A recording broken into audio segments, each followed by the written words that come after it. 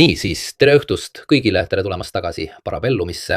Nagu näete, on siin kohe Antonio Costi meie Oscent Intelling rakendusest. Enne kui räägime meie rakendusest, alustuseks peame rääkima ühest asjast, mis minu arvates puudutab mind ja on juba puudutanud ka meid seoses rakendusega. Ja siis ilmselt saab see olema arutelu teema, ma arvan, paljudele YouTuberitele ja üldiselt. Euroopa Kohtu 4. koja 2. juuli 2026. aasta otsus rakendab sisuliselt piiravaid meetmeid, mis puudutab Venemaa Föderatsiooni tegevusi, mis destabiliseerivad olukorda Ukrainas. Siis mis on selle mõte? Juriidiliste isikute sisu levitamine on keelatud, olemas on terve nimekiri, sisuliselt kõik veebilehed, ajalehed ja nii edasi. Vene saidid, isegi üksikisiku jaoks on ette nähtud kriminaalvastutus. See tähendab, et kui sa võtad ja postitad midagi Riia Novostist uuesti, nad ütlevad veebisait, siis räägivad ka veebisaidist, mis kogub raha. Isegi ainult annetused, see on nimekiri, et anda aimu, siin on sees kõik, Russia Today ja nii edasi. See on uudisteallikate nimekiri.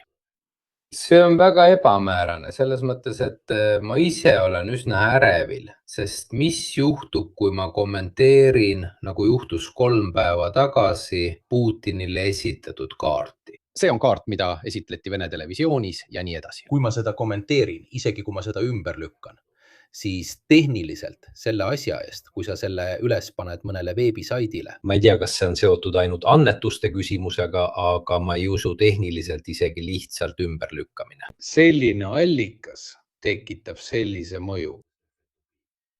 Ma leian, et see on natuke idiootne, selles mõttes, et miks sa siis neid mulle ei blokeeri? Ei, keela mul ligipääs, siis ma ei näe neid, nagu on tehtud teiste asjade puhul, nagu venelased ise teevad. Aga kuna sa ei blokeeri neid mulle, siis ma saan rahulikult minna Riia Novosti lehele ja nii edasi, kui ma lihtsalt jagan Riia Novosti linki uuesti. Siis pole vahet, kas nad räägivad ilmast või ütlevad, et Venemaa on jõudnud Lvivi. Kui ainus asi on see, et sa oled selle uuesti postitanud, siis juba see tekitab sulle probleeme. See asi tuleb minu arvates välja selgitada. Nüüd räägib Antonio, sest meie ennetavatel põhjustel. Kuna meie rakenduses analüüsime ka Vene allikaid, siis juba nende uuesti postitamine, analüüsimine ja esitamine võib selle otsuse kohaselt meile probleeme tekitada. Täpselt. Tere õhtust kõigile, tundub nii. See on muidugi vaid mõne päeva tagune Euroopa Kohtu otsus, mis aga tugineb 2014 aasta mitmele määrusele, kuid tegelikult selle otsuse põhjal. Nemad, ütleme nii, toovad sisse mõiste, et tegelikult ei saa enam mingil moel tundub uuesti postitada või linkida või tsiteerida uudiseid, mis pärinevad sellest mustast nimekirjast. See on ametlik nimekiri, mille leiate Euroopa Komisjoni veebilehelt ja mis puudutab mõningaid Venemaa Föderatsiooni meediakanaleid. Muide, veel üks kummaline asi on see, et seal ei ole tegelikult kõiki Venemaa Föderatsiooni meediakanaleid. Seal on kindlasti peamised, näiteks Russia Today ja teised, kuid samas on seal terve rida teisi organisatsioone, mis on samuti režiimi alluvuses. Moskva omad, mis ei ole selles nimekirjas. Nii et nendega võib rahulikult edasi töötada, neid võib tsiteerida täpselt nagu varemgi. Nii et ka see on natuke selline asi, millest me aru ei saa. Nagu Mirko ütles, siin kohus ütleb, et see hõlmab ka füüsilisi isikuid, kes levitavad keelatud sisu, mitte ainult uudiste väljaandeid, ajalehti ja nii edasi. Läbi veebisaidi, mida rahastatakse ainult kolmandate isikute vabatahtlike annetustega, olenemata sellest, kas tegevus on äriline või mitte. Toon ühe näite. Praegu ma blogi praktiliselt ei kasuta, ma ei kasuta seda enam, aga kui keegi teeks mulle 2-eurisse annetuse Parabellumi saidil ja ma kommenteerin seal Riia Novosti uudist. Tehniliselt, olenemata sellest, kas tegevus on äriline või mitte, võib selle jamaga vahele jääda. Minu arvates on see asi täiesti hullumeelne, sest kui te tahate neid tsenseerida, siis blokeerige nad ära, aga ärge pange vastutust üksikisiku peale. Pealegi võib keegi selle postitada, keegi teine näeb seda, näiteks 60-aastane või 70-aastane pensionär Facebookis näeb seda uudist, võib-olla on ta venemeelne, talle meeldib see uudis.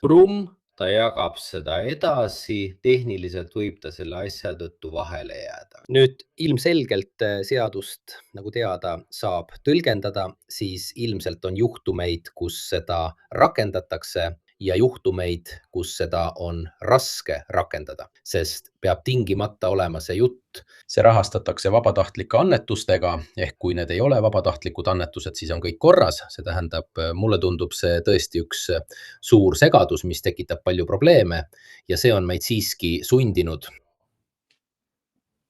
tegelikult meetmeid kasutusele võtma. Mirko, sul on õigus, ütleme nii, et asi on nüüd selline. Loomulikult tuli kohtuotsus alles hiljuti välja, nii et ka meie peame seda paremini selgitama. Nagu sa ütled, tulevad arvamused ja kõik muu, kuid tundub, et see kohtuotsus halvendab tegelikult olukorda. Selles mõttes, et Euroopa Kohus on selgitanud, et mõiste see, mida meile anti operaatori mõistet, tuleb tõlgendada laiemalt. Seega ütlen, et see keeld ei puuduta tegelikult ainult telekanaleid, traditsioonilisi ärilisi operaatorid, neid, kes võtavad vastu annetusi, aga igaüks, kes tegelikult edastab, hõlbustab või aitab kaasa nende musta nimekirja kantud isikute sisu levitamisele. Siin tuleb olla ettevaatlik, sest nagu sa ütled, võib-olla mõni vanem härra, kes vaeseke näeb seda uudist heas ususeks. Ütleb, et saadab selle oma sõbrale, sest tema arvates on see märkimisväärne uudis ja juba sellega oled sa potentsiaalselt. Aga ma tean ka juhtumeid Itaalia venemeelsetest kaastöölistest, kes lausa avaldasid oma YouTube'is värbamisklippe, isegi nendest niinimetatud riiklikest vabariikidest ja nii edasi. Annetused või mitte, see on ja isegi mitte uudise avaldamine, vaid osalemine selles asjas. Nii et see on väga ebamäärane isegi siin kohtunikeks. Tundub, et kogu see lugu sai alguse Saksamaal algatatud kriminaaluurimisest 3 füüsilise isiku suhtes. Nii et me ei räägi mingist ajalehest või millestki sellisest. Kes avaldasid 2023 aasta jooksul ühel veebisaidil 4 videot, mis pärinesid Russia Today Germanist, mis muuhulgas seal on ka manus ja nii edasi. Veebisaidile pääs oli tasuta, kuid kasutajaid kutsuti üles tegevust toetama annetustega. Mediante offerte volontarie. Küsimus on selles, et kui nad panid üles 4 videot 400 ja kutsuid ikkagi üles tegevust toetama, siis kas inimesed toetasid neid nende 4 video pärast või ülejäänud 396 pärast? Kuidas sa täpselt seod selle, et inimesed tegid annetusi just selle pärast, et seal olid need 4 Russia Today videot? Ka see asi, ma ei tea, peaksin küsima advokaat Katania käest, aga mulle tundub natuke keeruline seda kindlaks teha, miks keegi on teinud annetuse või on lihtsalt keelatud annetusi vastu võtta, kui on isegi ainult üks mainimine Russia Today artiklist. Siis ma ei tohi annetusi vastu võtta. Saate aru, et see on minu jaoks suur probleem, sest me teame, kuidas YouTube töötab. Ta paneb vastutuse meie sisuloojate peale. Nemad näevad, et mina kommenteerin Russia Today uudist, ütlevad vastutus on tema oma, tema võtab selle enda peale. Kui sa sellele kogemata lingi lisad täpselt ja kui sa siis veel allika lingid, nagu me alati teeme, nagu sina alati teed, on asi veel hullem. Nii et moraale selgita, mida me seni rakenduses tegime, kuni me täpselt aru saame, kuidas asjad toimivad.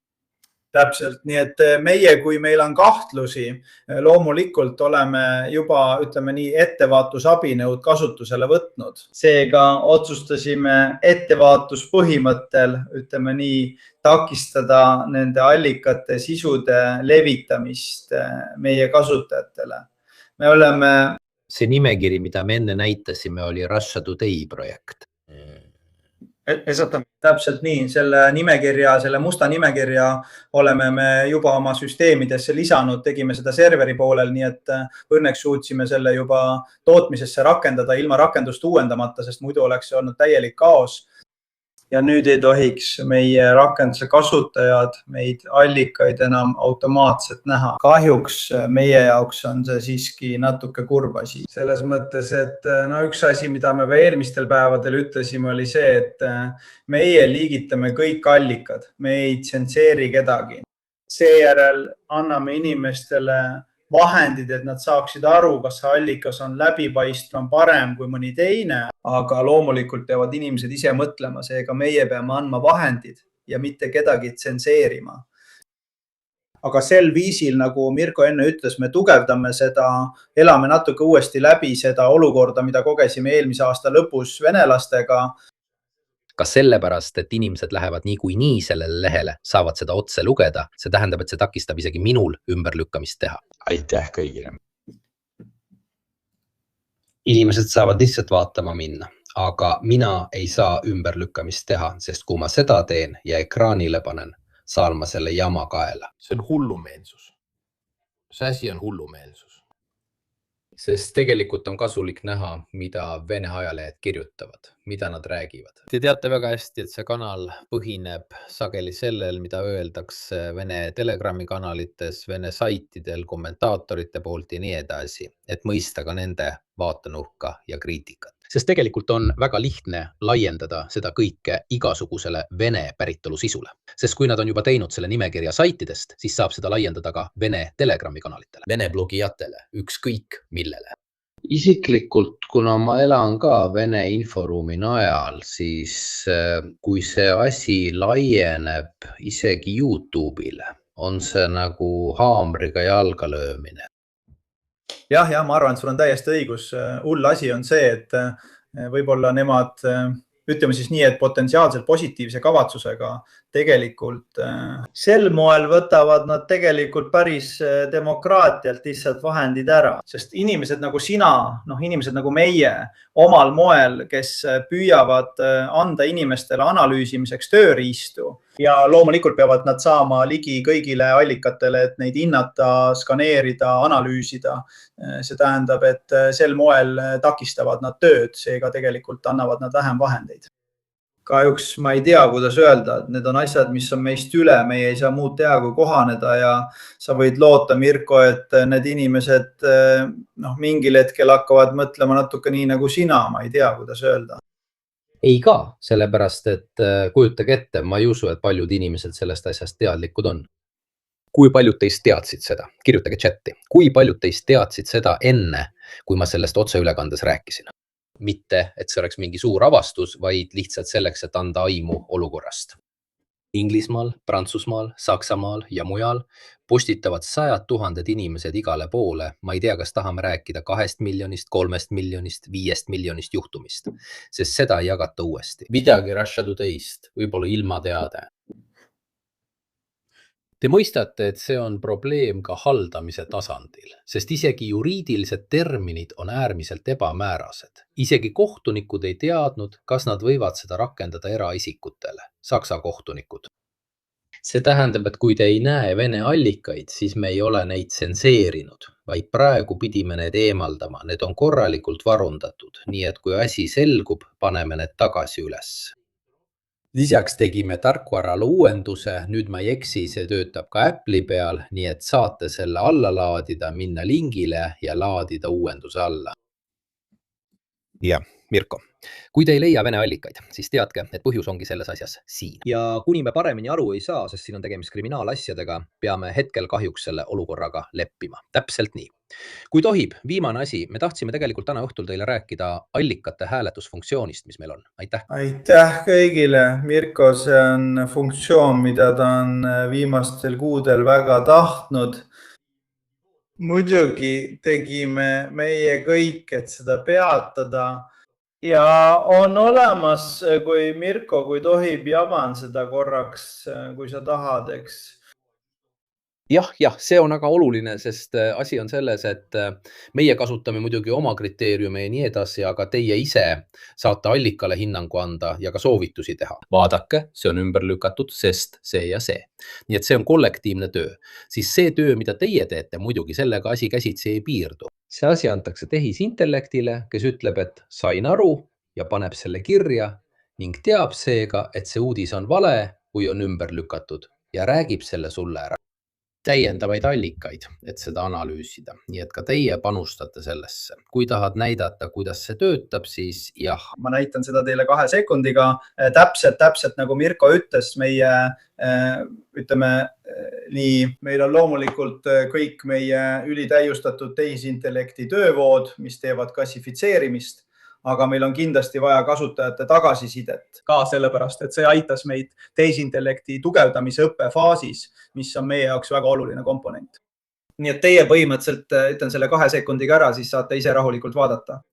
Kui näete mingit allikat, praegu on 2 sisendpunkti, näete kõigepealt on kokkuvõtlik kaart, mis annab teile propaganda taseme ja klassifikatsiooni ning siis on see link, mis on endiselt aktiivne. Hinda seda allikat. Nii et põhimõtteliselt ka siin on väga lihtne, saate anda oma hinde. Me oleme selle lihtsustanud, sest ilmselgelt on parameetrid väga keerulised, kuid on vaja midagi nutikat ja kiiret, mida kõik saaksid kasutada 2 sekundiga või isegi 1 sekundiga. Nii et näiteks mina saan selle allika üle vaadata loomulikult, siis hindan seda, vaatan veebilehte, tõlgin selle ära ja nii edasi, aga kui tahan oma hinde anda, siis ütlen, et minu jaoks on see allikas, ma ei tea, AI.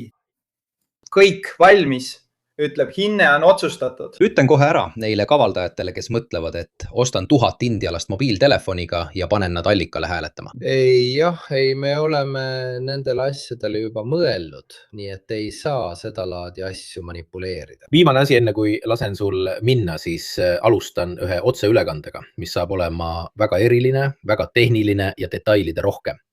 Housing at home. Housing Home, nagu me oleme juba kuid rääkinud, on selle rakenduse loomulik jätk selles mõttes, et siin näete te klassifikatsioone, mida te saate Housing at Home'i abil meid aidata koostada. Nii et tegelikult ma ütlen natuke samu asju, aga sellepärast, et seis on selline. Tegelikult on toode juba valmis, see on veel sisemises beta versioonis, aga sellepärast, et me lisame veel teisi klassifitseerimise tegureid juurde ja seega pärast iOS-i versiooni, sa ütlesid enne iOS-i versiooni kohta, iOS-i versioon on nüüd 100% valmis. Meie andsime välja selle teise uuenduse koos allikate hindamisega. Jätame selle sinna nädalaks, 10 päevaks, lihtsalt selleks, et näha, kas probleeme ei teki. Siis tuleme iOS-iga välja Itaalias ja pärast seda paari nädala pärast, 2 või 3 nädala jooksul maksimaalselt tuleme välja Osint Housing Home'iga. Housing at Home on toode, mille kallal me töötame muu hulgas ka koos Microsoft Corporationiga, kes annab meile natuke nähtavust. See meeldis väga, see on suurepärane idee, mille tuli välja hea Mirko tol kurikuulsal ööl, mil me selle välja mõtlesime ja seetõttu tahame selle välja lasta, hästi välja lasta. Nii et olge kannatlikud, aga kindlasti on kõigil võimalus kaasa lüüa ja niipea kui oleme valmis, teeme otse ülekande. Erisaate, võib-olla natuke pikema, nagu Mirko ütles, kus näitame seadistust, automaatset konfigureerimist ja selgitame teile punktid, kuidas see töötab. Palume teil lihtsalt kannatlik olla, sest me töötame selle kallal iga päev, aga need asjad, poisid, on väga rasked teha. On Ameerika ettevõtteid, mida rahastatakse miljonitega ja mis teevad ka sarnaseid asju. Ja meie oleme 5 läheme hulluks, töötame ööd ja päevad, jumal tänatud, on Mirko oma tanke tiimiga, kes annab ka endast kõik, aga loomulikult võtab see natuke aega, kuid me oleme lootusrikkad. Aitäh. Jõuame ka selleni. Jõuame. Aitäh, Antonio. Mis ma oskan öelda, poisid, me elame tõesti huvitavatel aegadel. Aitäh sulle, Mirko. Aitäh kõigile. Head õhtut. Head jätku. Laadiga oma auto täis. Nii, et kuna me hoiame ka nende asjade osas ühendust, siis ma ei tea, kas see seaduse karmistamine on seotud näiteks sellega, mis toimub ka Itaalias, eks? Ma arvan, et paljud teist on lugenud sellest spioonide loost, kes Itaalias kinni võeti. Muide mitte. Aga kõige täpsem artikkel, mis toob välja ka nimed ja perekonnanimed, on see, mis ilmus ajalehes Il Fatto Quotidiano. Ma ütlen teile, peaaegu kõik teised ütlevad lihtsalt, et jah, nad võeti kinni, nad on selles vanuses ja nii edasi. Aga kõige täpsem artikli kirjutas Il Fatto Quotidiano, mille eest ma neid tänan. Tegelikult toimus Roomas 2 arreteerimist, nende hulgas ka üks endine Itaalia 007. ja asjasse on segatud ka 4 sõjaväelast. 4 sõjaväelast, lisaks on seal muidugi kõik muu, 59-aastane endine salateenistuse liige, juba varem olnud karabineeride allohvitser. Nad tabati praktiliselt meie infot müümast. Pole teada, kas relvasüsteemide kohta, ütleme üldiselt infot. Ja loomulikult käidi üles-alla. Mis puudutab Vene saatkonda, sellepärast 2 neist, mida teine teeb. Nad ilmusid ka ühele Venemaad toetavale meeleavaldusele Lukas, nad visati riigist välja. Neil oli diplomaatiline puutumatus Vene poolel, kes rääkis meie, ütleme, eksiteele sattunud sõjaväelastega. Ja loomulikult ajas Vene saatkond oma juttu, tegi provokatiivseid avaldusi ja muud sellist. Nii et ma ei tea, kas üldiselt õhkkond pingestub, igatahes võeti vastu see seadus, mis karistab neid, kes jagavad Russia Today materjale, aga Russia Today'd ennast otse ei blokeerita. Kui see on seotud ka sellega, et äkki tabatakse spioone, tabatakse sõjaväelasi, kellel on sidemed venelastega ja nii edasi ja nii edasi. Ma arvan, et need asjad on üsna seotud, sest selle seaduse ajastus peegeldab natuke seda õhkkonda, mis valitseb, ütleme nii. Ehk siis õhus on tunda halba hõngu. Täna õhtul selgitame väga palju asju selle kohta, mis toimub Krimmis ja nii edasi. Ja siis ma kasutasin juhust, kuna on palju kuulujutte võimalike amfiibsete rünnakute kohta ukrainlaste poolt nüüd, kui nad tõesti tekitavad Krimmile kahju. Kasutan juhust ka selleks, et rääkida Grinchist, nagu ma teile lubasin, et teen ülevaate ka sellest, mis Grinchis juhtus. Neile, kes ei olnud tähelepanelikud, Grinch oli see periood, mil ukrainlased maabusid selles väikeses külas. Teisel pool Dnieprit, väga lähedal Hersonile, mida paljud targutajad nimetasid Normandia dessandiks. Uue rinde avamine, rinde, mis tegelikult saab olema nende vägede tapatalgute rindeks, kes seal osalesid. Ja mitte sellepärast, et mina nii ütlen, vaid sellepärast, et seda kinnitavad ukrainlaste tunnistused selle dessandi korralduse kohta. Näete, see on üks juhtum, kus, nagu ikka, kui see läbi kukkus, teeskasid kõik, et ei mäleta, mida nad Grinchi kohta ütlesid.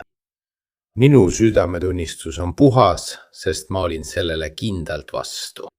Ma olen seda otseülekandes korduvalt rõhutanud, sest oli selge, et see pidev edasi-tagasi käimine, mis ei viinud sillapea loomiseni, ei olnud enam eriti mõttekas. Paari nädala pärast nähes, et nad ei suutnud olukorda stabiliseerida ja isegi mina ei suutnud, jõudsid nad lõpuks stabiliseerida ja isegi edasi liikuda. Sellest oli saanud lihtsalt selle küla lahingute kroonika. See on muidugi vajalik selleks, et mõelda, kas see traumaatiline kogemus oli uutele vägedele, uutele merejalaväelastele ja nii edasi abiks, et midagi paremat välja töötada. Oh ei, jäta see, mingit eriüksus polnud. Ärme hakka lugusid välja mõtlema, sest enamik merejalaväelasi, kes osalesid, ei osanud isegi ujuda ja nad ütlevad seda ise otse välja. Need olid inimesed, kes värvati uutesse merejalaväeüksustesse, nii et tegemist polnud eriüksustega. Pärast Grinchi loo lõppu hakkasid tegutsema väikesed eriüksused, kes tegid asju aastatel 2024-2025.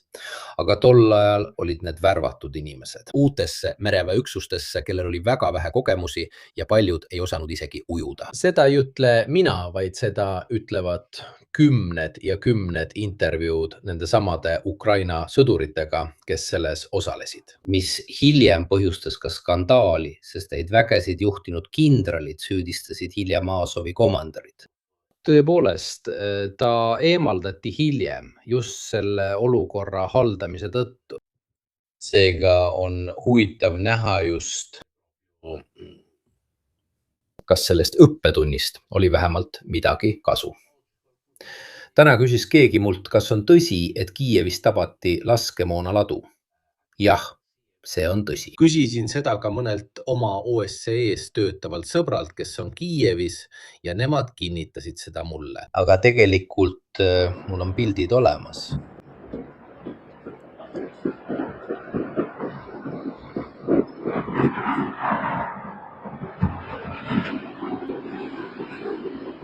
Polegi eriti midagi öelda. Teiseste plahvatuste hulk on nii suur, et ei saa eitada, et see oli laskemoonaladu. Mida see seal Kiievis tegi, nüüd öeldakse, et tuleb uurimine ja nii edasi. Aga minu kontaktid ütlevad mulle, et tegelikult olid venelased juba üritanud seda tabada, sest ja seega oldi sellest asjast teadlikud. spekulatsioonid, et sees olid mõned tanki vaesestatud uraaniga mürsud ja nii edasi. See on tingitud sellest, et plahvatuskoha ümber on praktiliselt sõjaväelaste ja tuletõrjujate kordon. Seega võeti seda väga tõsiselt. Ausalt öeldes ma ei tea, kas vaesestatud uraaniga laskemoon, see tekitab muidugi täiendavaid probleeme, sest plahvatus muudab need osakesed praktiliselt aurustuvaks ja need hakkavad ringi liikuma. Kui see nii oli, siis kuulid ise on inertsed, aga on selge, et teisese plahvatuse korral on näha ka mõningaid jälgi. On võimalik aru saada. On üsna selge, et see oli ladu. Tundub, et nüüd algab uurimine, sest ilmselgelt on selline ladu kogu selle kraamiga siin väga lähedal, nagu näha tsiviilisikutele. See ei ole just midagi, mida üks riik peaks tegema. Ma pean olema aus ja ütlema, et selline ladu siin tsiviilisikute kõrval muudab selle õigustatud sihtmärgiks ja seab omakorda kodanikud ohtu. Seega ei tohiks see seal olla, sest sa muudab selle õigustatud sihtmärgiks, riskides loomulikult kodanike kaasamisega. Lihtsalt selguse huvides, kuna paljud olid minult küsinud, kas see lugu on tõsi või propaganda. Leiate palju videoid, seal on kas ühe video, mille filmitas üks tüdruk otse oma kodus. Ja seal on praktiliselt näha, kuidas killud peaaegu tabavad tema koduakent. Nagu näha, lastakse ka rakette ringi. Näete? See lendas plahvatusest lahti, süttis kuumuse tõttu ja paljud neist lendasid inimeste majade peale laiali. Lihtsalt selguse huvides, kuna paljud seda küsisid. Siin öeldakse, et see oli Vene raketitehas. Ei, Ukraina raketitehas. Ei, see oli laskemoonaladu. Võib-olla olid sees ka droonid, raketid, tankimoon, võib-olla oli flamingod. Täpselt ei teata. Ei teada. Aga et see oli ladu. Võib-olla andis sellest teada ka mõni spioon või midagi sellist, aga ausalt öeldes ütlevad minu allikad arhiivis, et see oli juba mõnda aega tagasi peaaegu pihta saanud. Nii et nad teadsid selle olemasolust. See ei olnud esimene kord, kui venelased üritasid seda tabada. Lihtsalt selle asja selgitamiseks.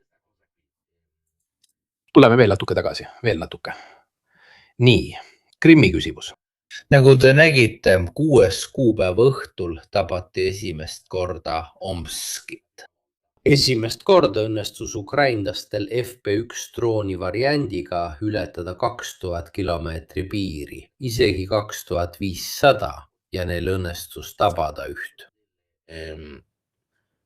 Venemaa tähtsamaid rafineerimistehaseid. Üks suurimaid neist, mida varem polnud tabatud, näidates oskust, mida varem ei olnud. Nii et praeguseks on nad tabanud praktiliselt peaaegu kõiki suuremaid rafineerimistehaseid Venemaal. Midagi eriti polegi enam jäänud. Teised on Omski omaga võrreldes palju väiksemad. Mis on huvitav, on muidugi arutelud, mis sellest välja on tulnud, eriti Venemaa mõttekodades ja Vene sõjablogijate seas selle teema kohta. Miks? Sest nüüd, kui võimekus kasvab, on see üks suurimaid. Ma ei mäleta täpselt, ma arvan, et see on teistega võrreldav. Tootmismaht oli umbes 20–22 miljonit. Kindlasti on see 4-5 suurima hulgas ja just seda Ukraina võimekusest puuduski. Need on hinnangud, allikaks ISPI. 2026 aasta jaanuaris tootsid venelased peaaegu 5 miljonit barrelit päevas. Juuliks langes see hinnanguliselt 2,8 miljonini. Me räägime peaaegu poolest tootmisest. et anda aimu, veidi vähem kui pool. Vabandust, ja Ei, see on natuke rohkem kui, olgu, peaaegu 3/4, nii et umbes 40 vähem midagi sellist, võib-olla natuke rohkemgi. arvestage, et see uus Ukraina võimekus võimaldab ukrainlastel, nagu näete, rahulikult jõuda kogu Moskva ümbrusesse. Siis tabasid nad Omskit. Loomulikult on erinevusi selles, kuidas neid rafineerimistehaseid tabati. Mõned neist on täiesti rivist väljas, mõnedel on tõsised kahjustused, mõnedel on tootmine vähenenud. Pane tähele, et need, mille tootmine on suurenenud ja siin näitab täpikeste suurus ka seda, kui suur rafineerimistehas on, need, mille tootmine on suurenenud, on siiski väga väikesed. Nii et see, et selle tootmine on suurenenud, ei kompenseeri seda teist. See toodab vaid murdosa sellest teisest. Täpikeste suurus aitab sul mõista erinevust 50 miljoni ja 50 000 barreli päevas vahel. Mida see toodab võrreldes 350 000 barreliga päevas, mida toodab see suur. See on selleks, et näidata, et see olukord muutub aina suuremaks. See oli graafik seisuga 26.06.2026, kus isegi Omskit polnud veel tabatud. See oli väljaspool Ukraina võimekust. See on ribarit Vene mõttekojalt.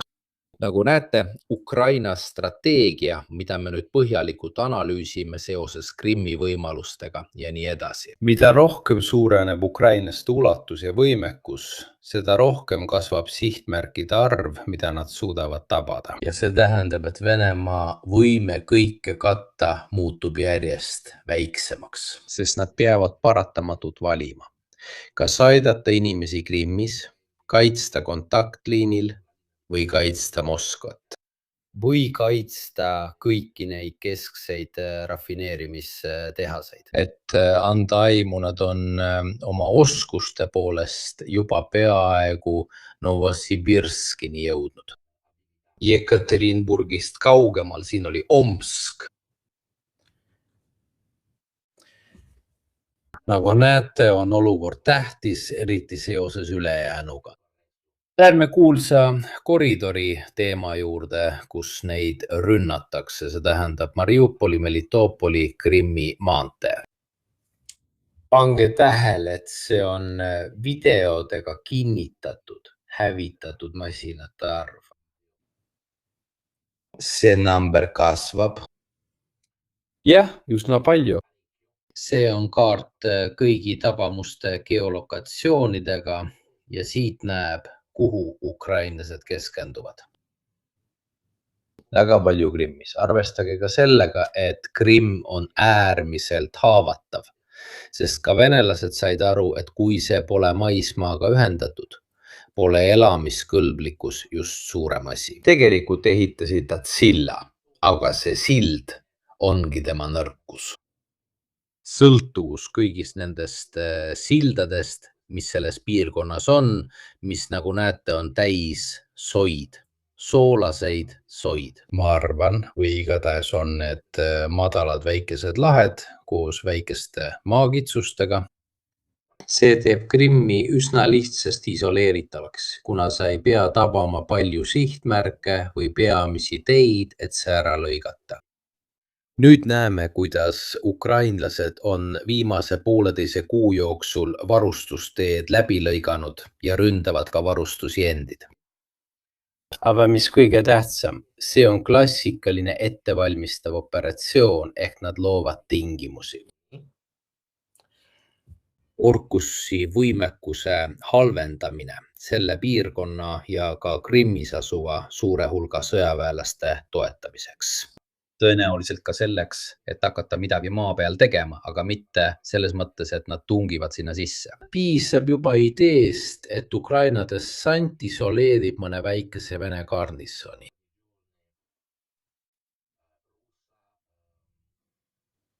Sellel maakitsusel võtad mõned vangid, tuled tagasi. Ka sellepärast, et edasi-tagasi liikumise aeg siin väikeste mootorpaatidega on umbes 20 minutit, pool tundi. Kõige kitsamates kohtades umbes 5 kilomeetrit siin, võib-olla isegi vähem. Et anda aimu juba see mõte. et Vene meedias räägitakse bensiinipuudusest, pihta saanud alajaamadest, pihta saanud pargastest, elektrialajaamadest ja nii edasi. Ja lisaks hakkab ilmuma uudiseid Ukraina vägedest, kes alustavad reide.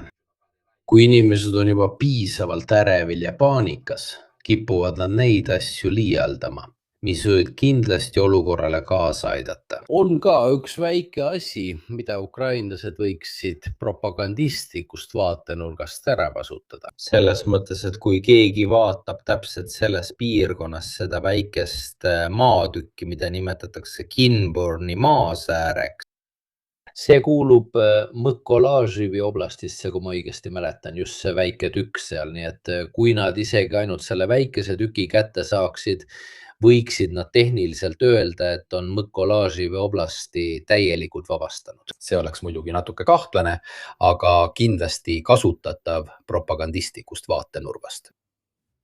Nagu näeme, toimub korraga palju asju paralleelselt. Ja eriti see, kui palju asju pihta saab, ma panen selle taustaks mängima, kõik need on siin dokumenteeritud. See on kampaania praktiliselt kogu energiavõrgu vastu. Siin on näha Krimmi öö ja päev, pärast kampaaniat on selge erinevus näha.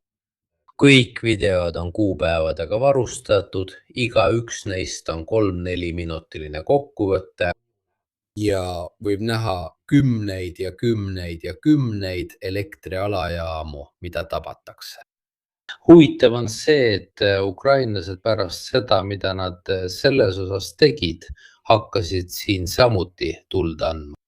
Et teile aimu anda, kui nad hakkasid kahjustama energiataristut, teid ja logistikat ja nii edasi, siis viimase väga hiljutise perioodi jooksul, alates 6. juulist alates. 6. juulist tänaseni on möödunud 4 päeva. Ukrainlased on tabanud 35 laeva Aasovi merel. 35 laeva Aasovi merel. See tähendab, et neil on võimekus tegutseda Aasovi merel, ma ei ütleks, et päris segamatult, aga 35 laeva on pihta saanud.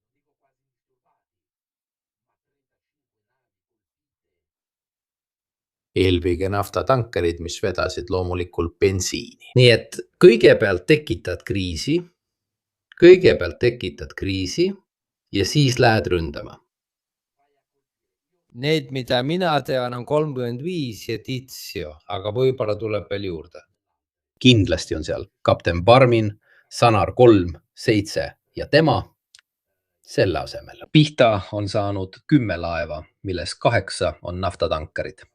Sanar 1, Sanar 17 Klimena, Aleksis Avrasov, Ivan Tšeremissinov, Penelope. Lisaks veel üks pargas, üks raudteepraam. Seejärel 8. juuli ööl said pihta veel 9 laeva, sealhulgas 5 naftatankerit. Kõik nimed on olemas ja nii edasi. Aga eriti kui inimesed ei usu, on see lihtsalt rumal. See esitusloend jätkub, kes tahab, saab seda ise vaadata hiljem. Huvitav on see, et tegu on muidugi tabatud, mitte uputatud laevadega, mis on erinev, sest droonidel on siiski teatud hävitusvõime. Nad kasutasid ka väikelaevu, see on muidugi selle näide, see on näide väikelaevadest, mis tabasid teisel päeval. Nii et asjad muutuvad väga huvitavaks ukrainlaste vaatenurgast ja selle strateegia osas, mida nad kasutavad Krimmi isoleerimiseks. Sest teades, milliseid vastumeetmeid venelased võtavad, et lahendada bensiinipuudust maanteed mööda, võib-olla riskid natuke liiga palju ja igal juhul ei toosa suuri koguseid. Nüüd ründavad nad kõike, mis on Aasovi merel ja ma ise ei arvanud, et 4-5 päevaga suudavad nad nii palju laevu tabada.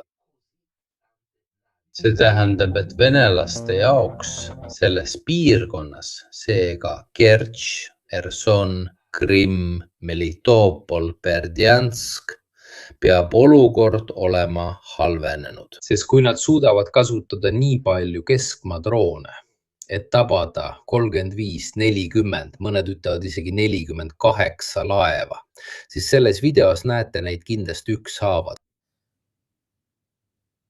Mahud kasvavad märkimisväärselt, samuti viisid ja ka Vene varade tüübid, mida tabatakse, kõik ühel ja samal ajal. See on number 24 video jätkub, kestab minuteid ja minuteid neile, kes tahavad neid ükshaaval näha ega usu propagandajuttu. Ilmselgelt ei uputa droon kaubalaeva.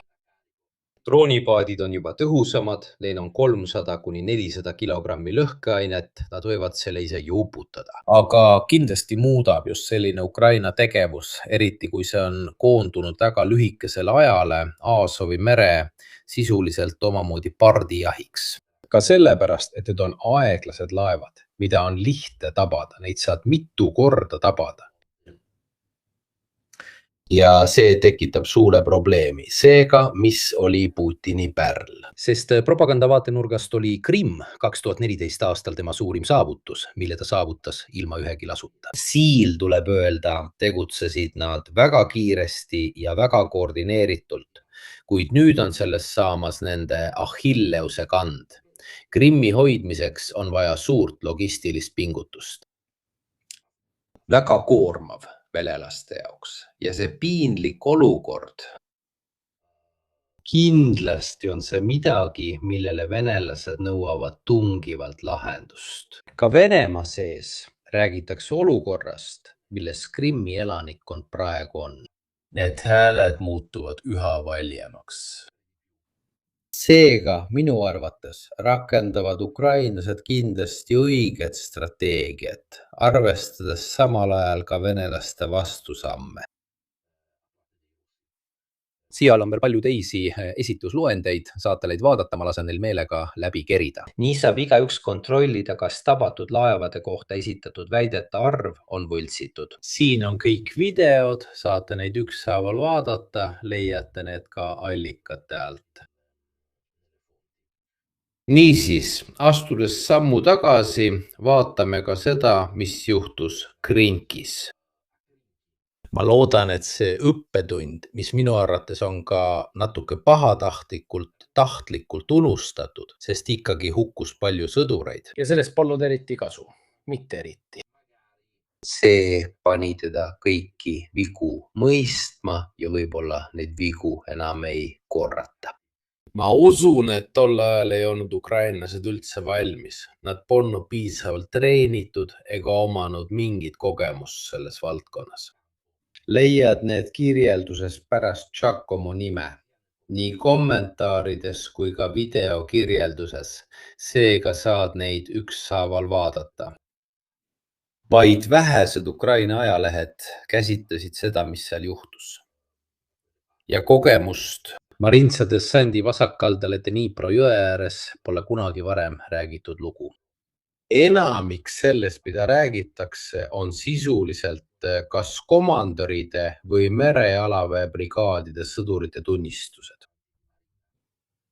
See oli minu arvates üks üsna palju reklaamitud operatsioonidest, mis siis lihtsalt kadus olematusse. Ja keegi ei tahtnud sellega enam tegeleda. Ja miks keegi ei tahtnud sellega enam tegeleda? Sest ausalt öeldes oli kaotuste arv väga suur. Ja sisuliselt ei saavutatud midagi. Peamised jõud, kes selles operatsioonis osalesid, olid 35. ja 36. merejalaväelased koos teiste erinevate üksuste. Tegelikult, nagu eksperdid ütlevad, olid siin 35. ja 36. merejalaväebrigaad paberil kogenud. Siin oli juurde toodud väga palju uusi värvatuid. Nii palju, et mõned ei osanud isegi ujuda, nii et kui nad kummipaadilt vette kukkusid, olid nad omadega läbi. Mina ei ütle seda, nad ise ütlevad. Mõned merejalaväelast ütlevad, ma ei osanud ujuda, nii et mul oli jube hirm, kui ma kummipaadile läksin. Kes juhtis seda operatsioon? Juri Sodol. Juri Sodol on see komandör, kes hiljem eemaldati pärast seda, kui Azov sekkus, olles Sirskile väga lähedane. Sirski. ja seega teda ei eemaldatud talisametist. Ütleme nii, et temalt võeti see juhtimine ära, et anda talle teine ametikoht. Kuid ta pole kunagi hoolimatu juhtimise eest vastutust kandnud. Selle dessandi katse eest, ei rohkem ega vähem. Tunnistused on kohutavad, sest loomulikult on ka hukkunute perede, emade Jemensalis taotlused surnukehade kättesaamiseks, kellest pole praktiliselt midagi teada. Paljud neist olid saanud väljaõppe Ühendkuningriigis ja uskusid väga sellesse operatsiooni, pidades seda potentsiaalseks pöördepunktiks. Olete külm, Cosimo, sest nad nägid selles paralleeli Normandia dessandiga ja nii edasi. Kui oleksime suutnud kindlustada suuremad tugipunktid kavandatud kohtades ja need üheks liiniks ühendada, oleks see viinud märkimisväärsed vaenlase jõud robotõne rindelt eemale. See toimus samal ajal, kui 2023 aastal käis Ukraina pealetung.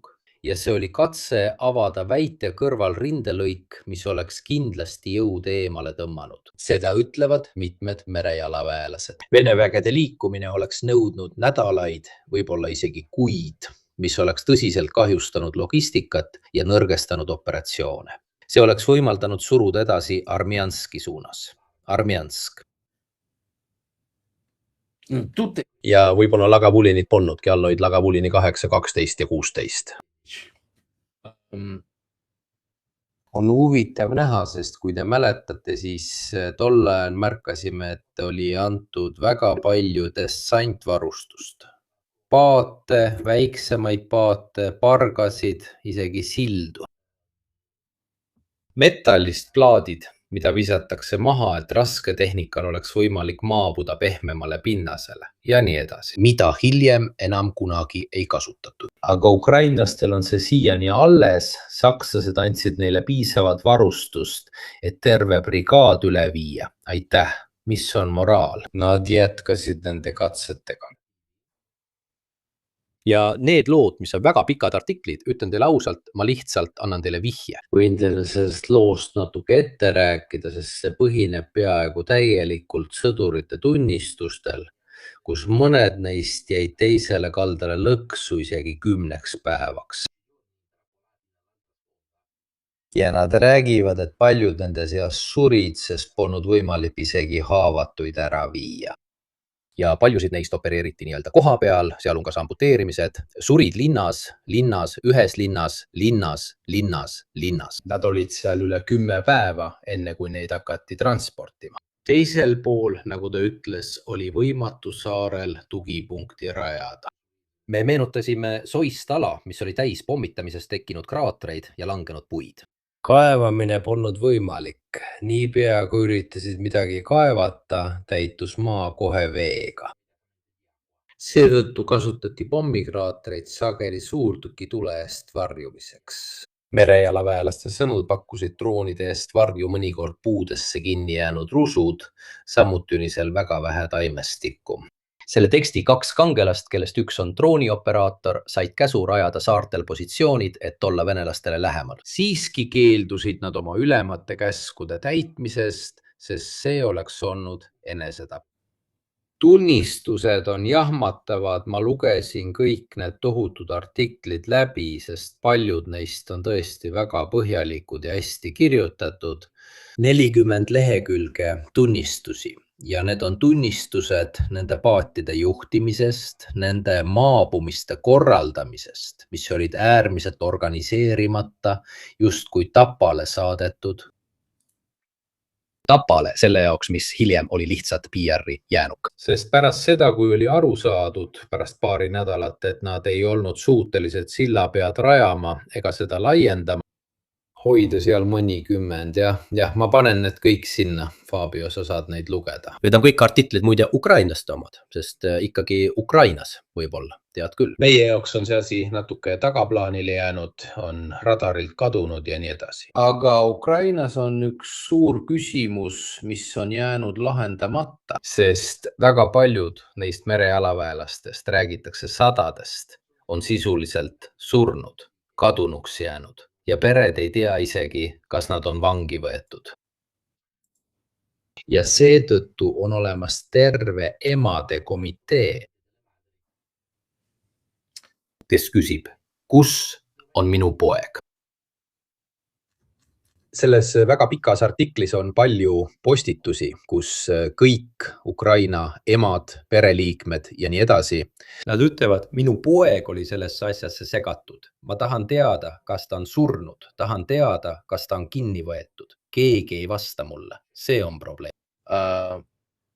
See on jäänud sisuliselt õhku rippuma, sest see on tõesti kole lugu, mis pole kunagi lõppenud, mille kohta pole kunagi tahetud selgust saada, sest ilmselgelt on see on väga valus märkus nende maabumiste korraldamise kohta. Komandöör, ma ütlen teile, oli lihunik Juri Sodol, keda väed pidasid sõna otseses mõttes nõukogude koolitusega seadaks. Nii et teda ei huvitanud absoluutselt miski. Tema jaoks oli sel ajal tähtis ainult jätkata rääkimist, et teisel pool on lipp olemas. Seal kõikide oma meeste ja komandöride poolt vihatud, peaaegu reeturiks nimetatud Prokopenko poolt, kes oli Azovist. Ja siis suure nõudmise tõttu, praktiliselt kõigi poolt, eemaldati ta ametist. Seega ma ei usu, et ukrainlased kordavad midagi sellist, see tähendab, et nad üritaksid sõna otseses mõttes luua püsivat sillapead.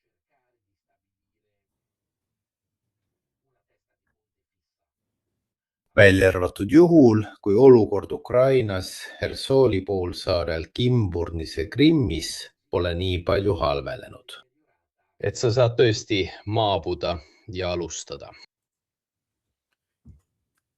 Teatud, ütleme, suhtelise kindlusega saad hakata rajama sillapead. Aga kui on kas või vähimgi vastupanu ja suurtükivägi, siis see pole seda laadi tegevus, mida ette võtta. On ka tõsi, et uued Ukraina merejalaväeüksused, millest ma räägin teile suure kahtlusega. Viimased geolokatsioonid näitavad 30. Ukraina merejalaväelaste 30. armeekorpus ja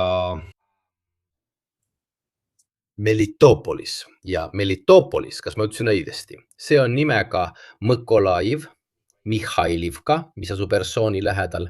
Üldiselt on selles piirkonnas 40. merejalaväebrigaad, 39., 34. ja muud üksused. Ka venelased ise hakkavad rääkima, nii et mitte ainult mina ei räägi sellest, vaid ka venelased ise hakkavad rääkima reaalsest võimalusest, et ukrainlased hakkavad sealkandis tegutsema. Mõni nädal tagasi räägiti, et venelased olid osaliselt loobunud positsioonidest Kimboli maasäärel.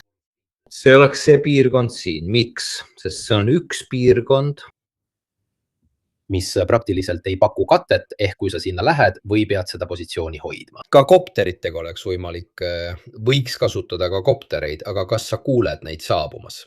Ja veel, ütleme siis, Vene õhutõrjesüsteem, aga eriti, nagu Valeri õigesti ütleb, muudavad selle man-padid. Sa võid tõesti vee kohal madalalt lennata ja dessandi teha, aga sa võid ta niimoodi saata. Esimene laine läks välja, 10 kopterit, see on 120 meest. See on madal ala, mitte päris soo, pigem selline riimveeline ala, tõesti keeruline. Tegelikult vaata, ma tegin teile mõned videod, et näidata, milline see piirkond on, et te mõistaksite, et isegi kui keegi seal maabub, kui sa just ei liigu kaugemale, sisemaale, see ei ole tegelikult piirkond, kus oleks võimalik midagi rajada, et aru saaksite. Viimasel ajal oli ukrainlastel see probleem droonidega ja seda ütleb ka sama komandör, üks Ukraina merejalaväe komandör. Ta räägib sellest, et lipp, mis sinna paigaldati, pandi sinna kaugjuhtimise teel mingisuguse ülejäänud PR-i jaoks. Aga kui te vaatate, milline see piirkond on, siis saate aru, et seal pole eriti kuhugi peitu pugeda. Ma ei tea, kas te olete kunagi olnud Toskaana rannikul Marina di Biponas või kuskil seal? Calambrone, Pisa ja Livorno vahel, umbes nii, on suur liivarand, palju soolaseid alasid ja vähe puid. nii et ükskõik, kes sinna läheb, olgu ta kaitsja või ründaja, kui peab maabuma, siis erilist katet seal ei ole. Vaadake seda piirkonda, see võib olla ka Maskirovka. Tubli, Morkener. Nad on need üksused piirkonda viinud, mis tekitab siiski teatavat ärevust. Kuidas nad seda tegid, Andrea Hanno? Lipu viskas alla droon, selle tõi droon. Seda teevad ka venelased. See on tehnika, mida on juba mõnda aega kasutatud. Aga nagu näete, on see piirkond väga lihtne maabumiseks, see on tasane, rand on väga väike ja nii edasi. Probleem on selles, et seal pole katet, praktiliselt pole midagi. Seega, see tähendab, et kui me näeme Ukraina operatsioone, mis on suunatud just selle tegemisele, siis võib-olla on need suunatud kohaliku väikese garnisoni ründamisele, nende tapmisele, vangistamisele ja nii edasi. Lihtsalt selleks, et täiendada, jah, tubli, meenuta näiteks Veneetsia laguuni piirkonda. Lihtsalt selleks, et veelgi õhutada paalikat, mis Krimmis tekib. Aga need ei ole dessandid, mille eesmärk oleks territooriumi hoida, välja arvatud juhul, kui vastupanu piirkonnas muutub täiesti olematuks. Kui õhus on droonid ülekaal, siis on võimalus midagi enamat enda kätte saada. Vähemalt ühte küla oleks vaja, et luua silla pea. On ka oht, et mida rohkem mehi sa teisele poole viid, seda raskem on neid tagasi tuua, sest sa ei saa neid kõik ühe korraga ära tuua. Nad ei kasuta mingit raskust, sa saad sõna otseses mõttes ankurdada lipu ja siis see vabastatakse, aga sa võid sellega lihtsalt kaasa võtta. Kogu varras, tõenäoliselt ka koos raskusega, vastukaal, et seda püsti panna, et see sirgelt seisaks, droonid suudavad liikuda nii. Tsiviilisikuid pole eriti palju, kuna keegi küsis tsiviilisikute kohta. See on suhteliselt tühi piirkond, siin pole eriti midagi. Ka venelased, vaadake, kuidas nad tegutsesid.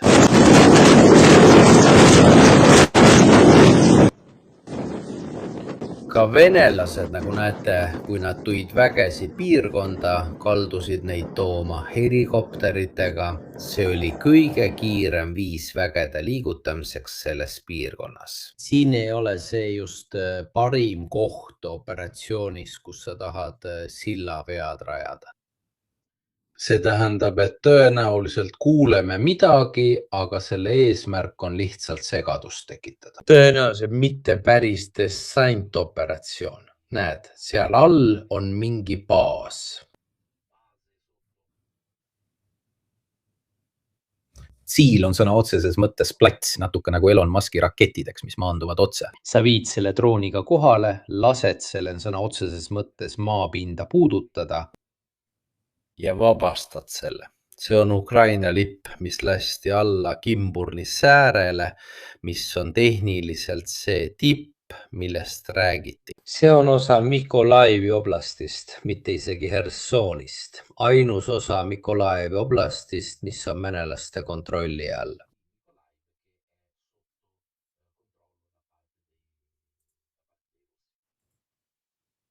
Jah, väike lipp, mis on hea vertikaalseks maandumiseks. See väike tükk siin on ainus osa Mikolaivi oblastist, mis on veel tehniliselt Vene käes. Ma ei tea, kas neil on üldse kohalolekut neil väikestel saartel. Kaitserajatised. Kala Bravo, hea küsimus. Vene päris kaitserajatised algavad sisemises piirkonnas, peamiselt just siin piirkonnas. Siin.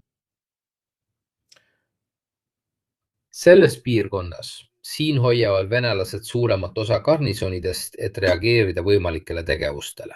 Nendes väikestes piirkondades. Ma arvan, et seda nimetatakse Pokrovske, Vassilivka, Heroiske. Seal hoiavad nad väikest kontingenti, nagu näha, see on väike eeslinn mõne majaga. See on piirkond, mille ukrainlased võiksid kiiresti vallutada. Ka vabandust, mul on liiga palju asju lahti, nüüd ma näitan teile seda siin. Seda nimetatakse Heroiskeks, nagu näete, väike külake. Ja kui ukrainlased tahaksid põhimõtteliselt lõigata ära Väikesed Vene üksused, mis asuvad Pokrovskes ja Vassilivkas, võiksid teha sellise operatsiooni. Maabuda Heroiskes.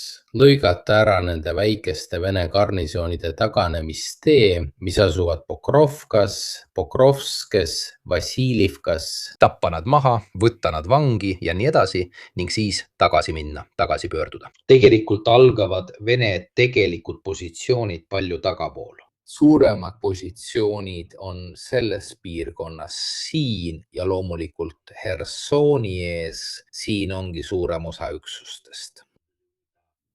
Viimasel ajal, nagu ma ütlesin, on märgatud, mis on 30. merejalaväe armeekorpus. Staap on Mõkolaivis ja siin Hersonis. Nüüd muudame siis kaarti. Seal on 40., 34., 39. merejalaväebrigaad. Need on Ukraina merejalaväebrigaadid, kellest 40. ja 39. olid varem kaasatud teistesse Ukraina piirkondadesse. Seega ma ei tea, kas nad tahavad saavutada kahekordset eesmärki, paigutades siia üksusi, mis viitavad dessandile, samal ajal kui nad puhkavad. Arvestades ka seda, et nad on hõivatud mujal, et anda aimu. 36., 37., 38. ja teised on isegi kaasatud lahingutesse Kostjantinivka sees, Pokrovski ees ja teistes piirkondades. Need on väga madalad. Need on praegu väga madalad. See on just see soode piirkond, mis on tekkinud Dnepri jõe käänakus Zaporižjast allpool Kamjanske lähedal. Nii et see on nähtav, nagu satelliidipiltidelt näha võib, kui sisse zoomida, siis on näha, et sellest on saanud omamoodi liivane soo, kus on mitmeid väikseid saari. Tuleb aru saada, kas kellelgi on selleks võimekust. Sa ei saa sealt raskete masinatega üle minna. Tuleb ka öelda, et sama on samuti täheldatav. Ukraina tegevus Illinka asub kohe Enerhodari vastas, kus asub Zaporižja tuumajaam. Seega veel üks võimalik tegevus, mida ukrainlased võiksid teha ja nad juba proovisid seda. Kui te mäletate, et selles piirkonnas tehti erinevaid tegevusi paatidega, mis lõppesid halvasti. Ütlen kohe ära, ukrainlastel pole siin head ajalugu ette näidata. Mis puudutab amfiibseid operatsioone, siis öised rünnakud väikeste paatidega lõppesid halvasti esimene kord just selles piirkonnas. Aga võib-olla on nad sellest kogemusest õppust võtnud. See, millest enne rääkis Titsio Kakli ja nii edasi. Need olid need videod siin. Need on Ukraina eriüksuste videod, kes olid juba reide teinud. Ka Krimmis, aga eriti just Kinburni sääre piirkonnas. Ja lõunas Hersoni oblasti piirkonnas. Nad imbuvad sisse, teevad väikseid reide, et kahju tekitada ja siis pöörduvad tagasi. Nad lähenesid, kasutasid ka droone kahju tekitamiseks, nagu näete. Maabusid, panid lipu püsti, tegid natuke kahju ja lahkusid, umbes nagu SAS. Teise maailmasõja ajal oligi see idee. Minu arvates oli selle asja eesmärk ka maastikku uurida venelaste reageerimisaega, proovida väikeste aktsioonidega, milline on nende tegutsemisvõimekus, sest muidu poleks eriti mõtet midagi teha, ütleme suuremas plaanis. Need on nende enda droonid, mis jälgisid nende meeste tegevust. Natuke tõenäoliselt Kinburni maasäärelt. Kui vaadata maa pinnalt, siis tegelikult oli suur koostöö, mida kaua aega eitati. Ma olen seda juba öelnud. 2023 aastal tegid SPS, Briti SAS ja ka droonide arendamisel koostööd. Pinnapealsed, aga ka veealused. Ukrainased muide, ma juhin teie tähelepanu sellele, et mitte väga ammu tõid ukrainlased välja ka selle asja siin. See on kaugjuhitav dessantvahend, mis omakorda maabub. Väike robot, nagu näha, alati kaugjuhtimisega omakorda roomikutega. Kaugjuhtimisega maabumine põhimõtteliselt juhitakse maabumispaati kaugelt ja ka neid vahendeid endid kasutatakse kaugjuhtimisega. Sel hetkel toimib paat peaaegu repiiterina. See on asi, mida nad võiksid teha, ehk siis nad võiksid teeselda ja tekitada segadust maabumisaladega, samal ajal kui tegelikult maabuvad hoopis teises kohas. Nad võivad teha ka selliseid asju, kombineerides neid, et tähelepanu ja tuld kõrvale juhtida. See, et nad on selle asja välja arendanud, et on kummalisi Ukraina merejalaväeüksuste liikumisi, kes on hiljuti lipu üles pannud. See, et Krimmis toimub suur tegevus, paneb arvama, et tõenäoliselt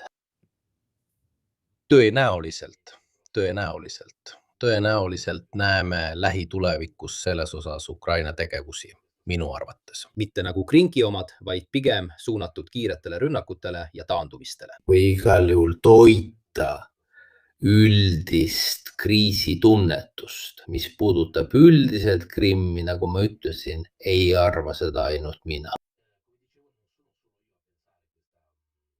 Sest isegi Vene Telegrami kanalid, sõjaväelased, Vene blogijad, aga nad hakkavad juba kaarte koostama, mõeldes, et ukrainlased võivad siinkandis dessandi teha. Sest ilmselgelt on natuke raske varjata 3-4 brigaadi liikumist, see on näiteks üks näide.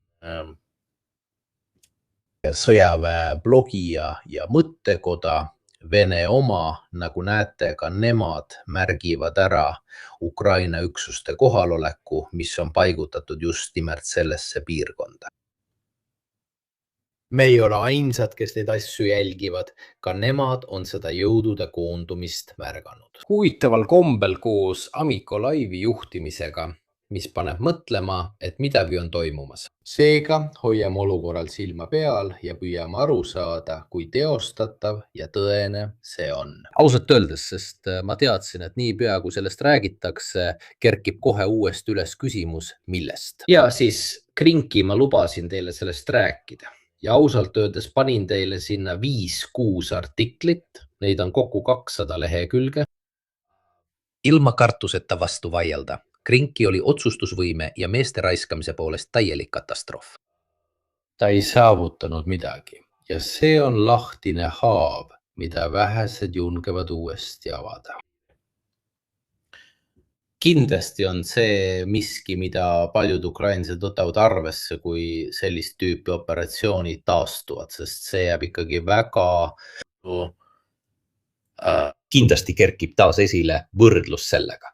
Ehk siis öeldakse, et see on veel üks Krinki operatsioon või kas see on teistsugune. Ütleme nii, et selle loo huvitav osa on see, et üldjoontes on meil tegemist Ukraina tegevusega Aasovi merel, laevade vastu, tegevusgeneraatorite vastu, loomulikult Krimmis ja nii edasi, logistiline pool. Võib-olla ka see dessandi osa. Kindlasti peavad venelased nüüd arvestama rünnakuga mitmel tasandil. See muudab Krimmi mitte tugevuseks, vaid nõrkuseks. Ka seetõttu, et Krimmi vastas olevad rindelõigud on samuti olulised.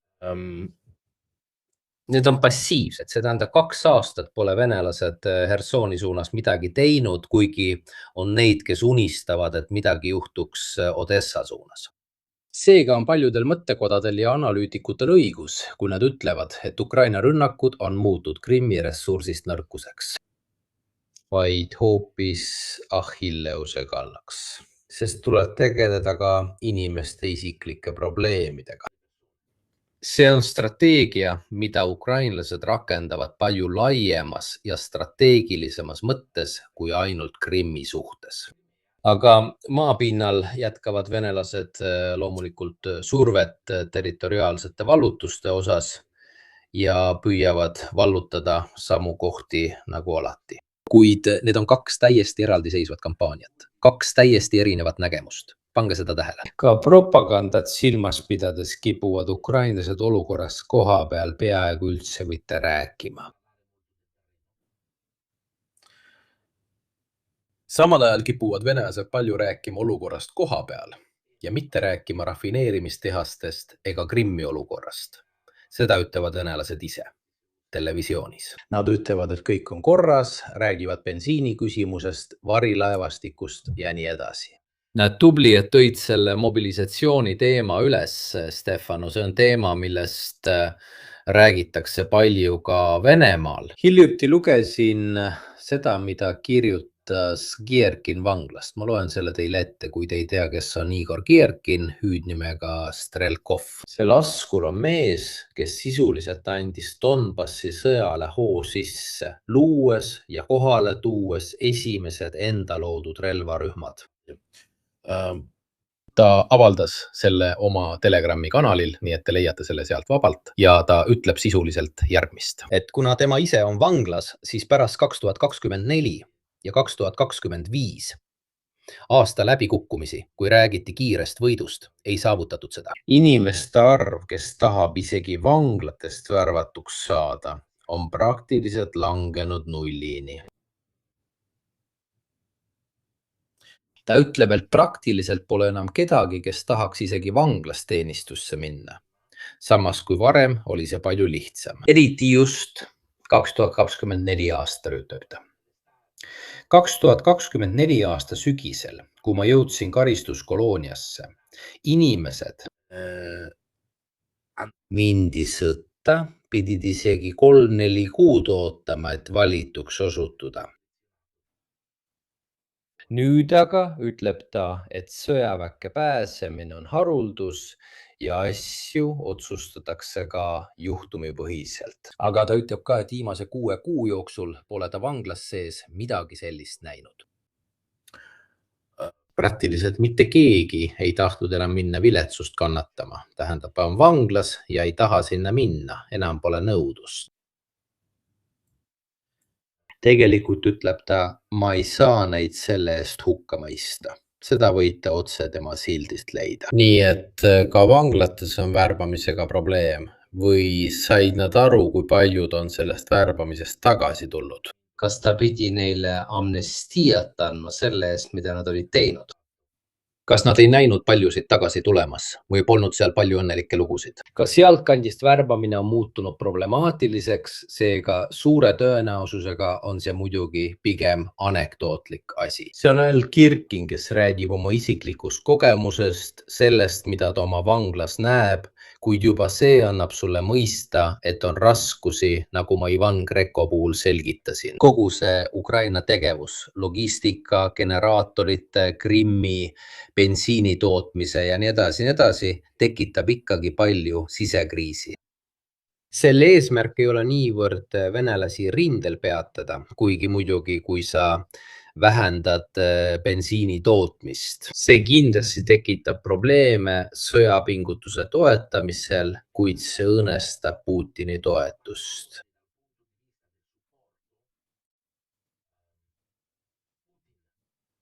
Mida rohkem segadust sa tekitad,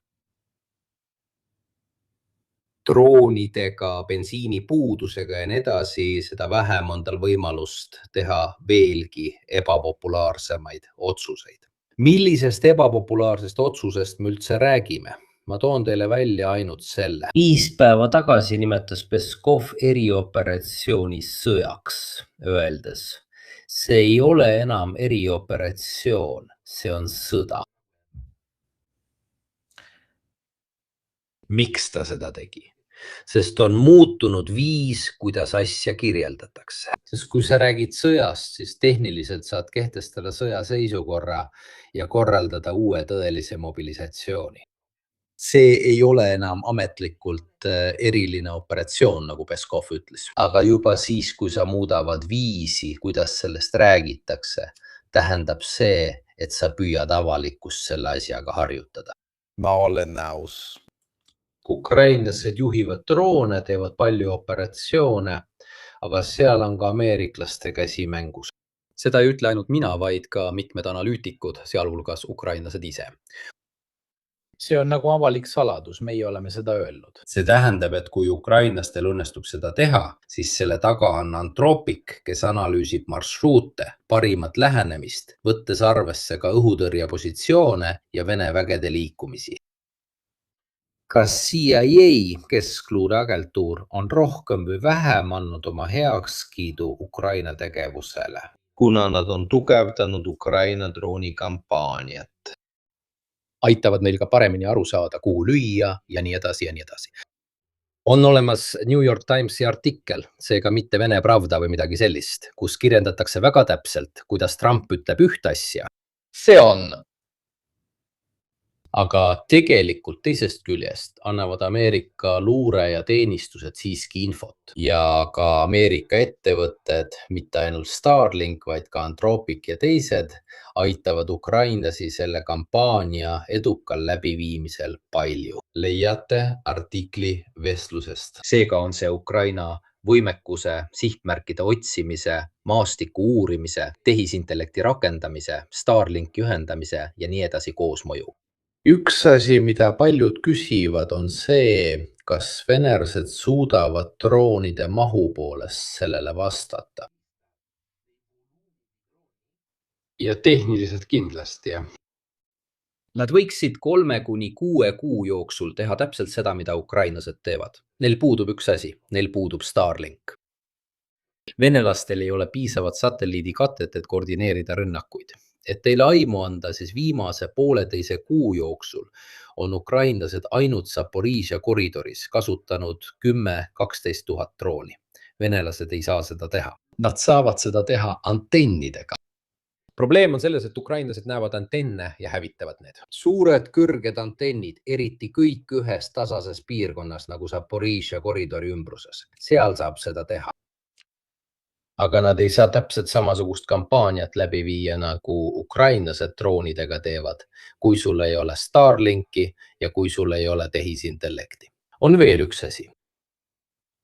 Kõik see on väga seotud pooljuhtide, kiipide ja tehisintellektiga. Ja venelased ei ole selles valdkonnas isegi võistluses, kui rääkida tehisintellektist. See kõik on ameeriklaste, hiinlaste ja nii edasi pärusmaa. Selle asja tegemiseks on vaja investeeringuid. Kas olete näinud tehisintellekti mulli? Jutt käib triljonitest, mitte miljarditest, mitte 20, 50 ega 100 miljardist. Siin räägitakse triljonite investeerimisest sellesse valdkonda.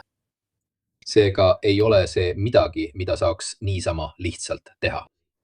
Nad on selle asjaga vähemalt 5, 7 või 10 aastat maas. Nii elektroonika kui ka tehisintellekti osas. Tegelikult ei ole nad isegi konkurendid, vähemalt tehisintellekti osas. Ja Hiinal ei ole ausalt öeldes erilist huvi rohkemgi kaasatud olla. Nad ei taha riskida teise taseme sanktsioonidena. Lisaks ei ole ta eriti altid seda jagama, võib-olla katsetama. Seda võiks katsetada. Vaata, kes seal on. Kallid lapsepõlvesõbrad, kes on nagu mina kirglikud lugude vastu, mis ei pöördu loomulikult asub Iraanis, kuid juba 6. korda. Tema nimi on Offroad Easy. Küsin, kas ma võin sinu nöörid tema stiiliga ühendada. Vaata üle. Ma vaatan üle. Ütle talle, et võtaks minuga ühendust. Parabellum, üks ajaloolane, kelle kontakt mul on, tal on gmail.com.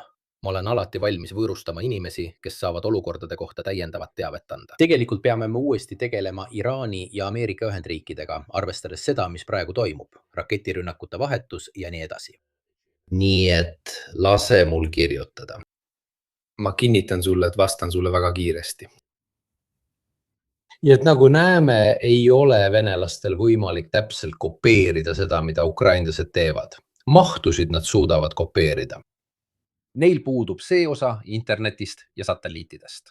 See on nii Ukraina eelis kui ka nende Achilleuse kand selles mõttes, et Trump võib ühel hommikul ärgata ja öelda Elon Muskile, et ta võtaks selle ära. Aga seni, kuni ukrainlastel on selline toetus olemas, saavad nad kindlasti jätkata. Mis puudutab olukorda koha peal, siis venelased jätkavad Kupianskis infiltreerumist, kuid suuri arenguid ei ole.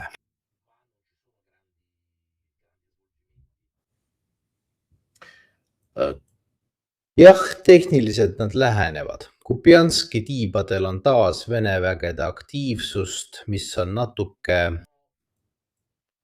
See on praktiliselt kordamas eelnevaid sündmusi. Lähtepunktid on täpselt samad. Ma arvan, et seekord nad seda õigusega ei proovi.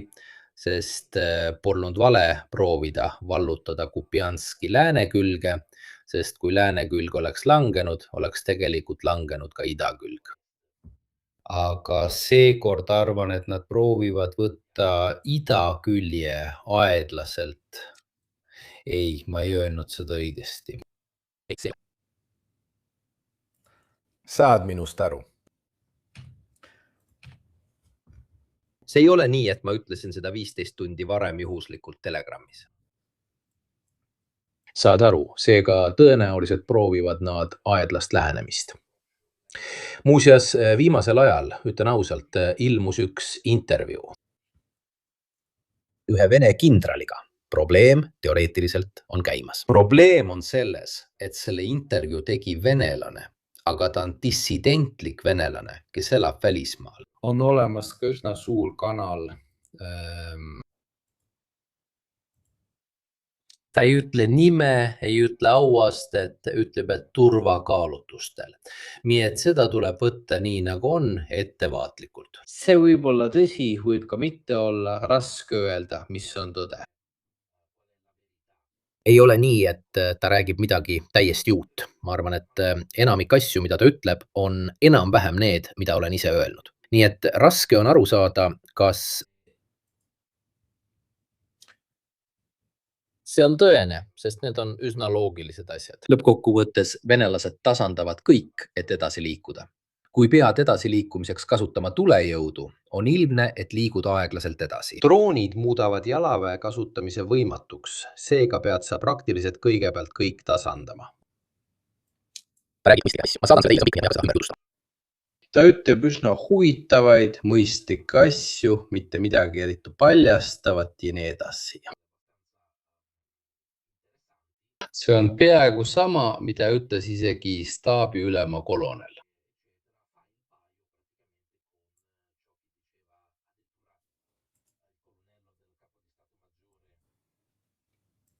Vene planeerimine 2022 aastal. See tõesti oli kõik ette näinud, aga päriselt. Ja see artikkel on siiani olemas ühel Vene ajakirja veebilehel. See on artikkel, mida sõjaväelased väga palju loevad. Soovitan teil seda lugeda. See on olemas erinevates vormides. On nii video, mis kestab tunde ja tunde, kus ta räägib, kui ka kokkuvõtlik versioon. Ajakirjanik Dmitri Kozole avaldas intervjuu mehega, keda ta nimetas Venemaa armee tegevteenistuses olevaks kindraliks, täiesti anonüümseks. Internetis arutatakse, kas seda, mida ta räägib, saab ikka usaldada. Lugege intervjuud. Sest kindral ütleb, et on stagnatsioon. Donbassi saab vallutada, kui tööjõudu piisavalt kasutatakse. Vene armee meeste arv on mitu korda suurem kui vaenlase droonide oma. Selleks on vaja värvata armeesse vähemalt 55-60 000 inimest kuus. See ei ole realistlik. Rindel toimuva kohta antavad aruanded on liialdatud. See tähendab, et seda räägitakse Putinile. Ja seetõttu ongi praktiliselt parim viis edasi liikuda, kõik maa tasa teha ja niimoodi edasi minna. Tema ütleb, et tuumarünnak on fantaasia, täielikku mobilisatsiooni pole üldse võimalik teha. Aga uus mobilisatsioon on täiesti võimalik. Sama asja olen ma teile juba 6 kuud rääkinud. Sest minu arvates on sotsiaalmeedias tsensuur ja nii edesis. Nüüd on nad hakanud seda sõjaks nimetama, mitte enam erioperatsiooniks. Pessino, Pesko ja nii edasi. Peaaegu kõigil rinnetel toimuv aeglustumine, välja arvatud Donbassi rindel, muudab minu arvates vajalikuks täiendava mobilisatsiooni. Loomulikult räägib ka tema Ukraina droonikampaaniast. Kas tema juttu võib usaldada? Ma ei tea ausalt öeldes, kui mulle öeldakse, et ta intervjueeris kindralit, siis ma ei usalda kindralit rohkem. See on 2022. aastast. See, mis puudutab Vene kindrastaabi planeerimist, sest see avaldati ühes Vene ajakirjas. Ja ausalt öeldes tal oli sõda ette näinud. Võtke seda ettevaatlikult. See ei ütle midagi eriti paljastavat. Ma panen selle siia. Leiate selle ka tõlgitud kujul X-is ja ka muudes vormides. Kui soovite originaalvideot näha, on see artiklites lingitud, nii et saate selle sealt üles leida. ma arvan, et see on see video siin. Vaatame, kas ma suudan seda teile linkida, igatahes leiate selle üles, lihtsalt see on vene keeles ja peate sinna subtiitrid panema, ei rohkem ega vähem. No. Kindlasti on veel asju, millest rääkida. Ja üks neist on sponsor. Loomulikult tegeleme ka kõigega muuga, mis toimub. Teistel rindelõikudel, kuid lubage mul täita oma teenistuskohustusi. Nii et ma kujutan ette, et teiegi saate iga päev rämpsposti teenustelt, mida te ei mäleta kunagi kasutanud olevat või millele olete kunagi registreerunud. Teadke, et kui saate neid tüütuid, sageli robotlikke kõnesid, kus pakutakse teile tariife, soodustusi, energialepinguid ja muud taolist, te olete segaduses, kuidas te nende nimekirja sattusite. Teadke, et iga kord, kui olete mõnel veebilehel oma andmed sisestanud ja teenus oli tasuta, tähendab see, et kui miski on tasuta, siis olete teie toode. Te andsite neile oma andmed. Niisiis, mida teeb Inconi? Inconi tegeleb põhimõtteliselt teie andmete eemaldamise vahendamisega andmevahendajatega. Mis on eesmärk? Eesmärk on praktiliselt vähendada nende andmete hulka, mille olete veebis ringlema jätnud. See aitab mitte ainult vältida teie andmete edasimüüki turunduslikel eesmärkidel, vaid ka vähendada rämpsposti, e-kirjad, soovimatud kõned. Lisaks sellele vähendate nii ka riski, et need andmeid kasutatakse pahatahtlikeks tegevusteks, pettusteks või sihitud rünnakuteks. Vähem andmeid internetis tähendab tegelikult väiksemat võimalust profiilide koostamiseks. Samuti väheneb sihitud rünnakute, näiteks õngitsuse risk. Seega Inconi erinevalt teistest ei müü teie andmeid.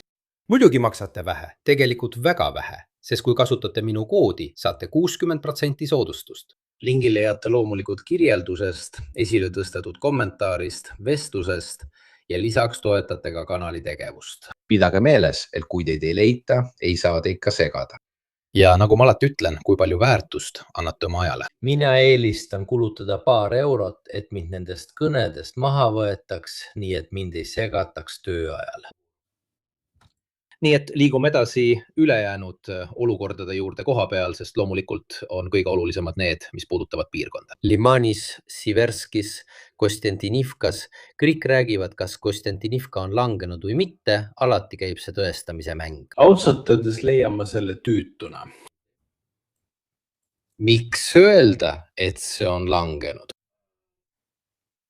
Tehniliselt on see minu jaoks juba 6 aega, võib-olla isegi rohkem kui 6 aega langenud, sest suuremas osas on see tugevalt Vene kontrolli all. Ja kui me seda nägime, siis võib-olla ainus juhtum, kus oleme näinud ukrainlasi olukorda lahinguväljal ümber pööramas, on Kupjansk.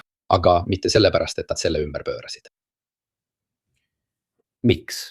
Tegelikult arvasid venelased ja kõik nende toetajad, et see on juba vallutatud, kuigi tegelikult ei olnud venelastel Kupjanski üle kunagi kontrolli. Seda pole kunagi olnud. Seega ei ole nii, et ukrainlased oleksid olukorra ümber pööranud, võttes Kupjanski tagasi. Ja venelastel ei olnud seda kunagi kontrolli all, kuigi nad andsid hiljem kindralile medali ja nii edasi ja nii edasi. Seega polnud seal eriti midagi ümber pöörata, see oli kogu aeg vaidlusalune olnud. Kindlasti tõid nad sisse täiendavaid jõude, panustasid omalt poolt, kuid see polnud kunagi sellises olukorras, nagu näiteks Kostentinivka puhul, kus on kindlaks tehtud, et mõned piirkonnad on kindlalt Vene kontrolli all. See oligi erinevus võrreldes Kupjanskiga. Seega sageli tekitavad neid asju ka vastavad propagandad. Alal Siverski ja Slovjanski vahel märkame muidugi, et venelased jätkavad aeglaselt territooriumi hõivamist ja imbuvad järjest lähemale. Nikolaivkasse ja viimasel ajal ka Plisnokivkasse. Loomulikult on need infiltratsioonid on viimase 1,5 kuni 2 aasta jooksul muutunud tohutuks, sest mõlema poole poolt kasutatavate jalaväelaste arv on järjest väiksem. ja seetõttu suudavad väikesed patrullid sisse imbuda. Sageli tehakse seda ka tähelepanu trikkide või suhtekorralduse eesmärgil, kus saadetakse 2 jalaväelast lippu paigaldama, et näidata, et ollakse kohal. Seda teevad nii venelased kui ka ukrainlased, kuigi enamasti teevad seda nemad. Seda teevad eriti palju venelased, eriti pärast seda, kui Putin tegi selle briefingu kaardiga, mille kohta keegi mulle ütles, sa oled nii täpne, mis need 20 kilomeetrit siis ära ei ole? Oota, 20 kilomeetrit rohkem kontrollitud maad korrutatud 1000 kilomeetri pikkuse rindega. Ajal, mil räägitakse 600 ruutkilomeetrist, 600 ruutkilomeetrist kuus. Kui sellest piisab, 20 kilomeetrit korrutada 1000-ga. Mängus, mida sa ise mängid, selle üle, kui palju kilomeetreid sa sel kuul said. Kui lubad, see loeb palju. Mõtlen isegi paradoks, mõelge. Meil on inimesi, kes lähevad elevile, teevad terveid otseülekandeid, sest nad on saanud kätte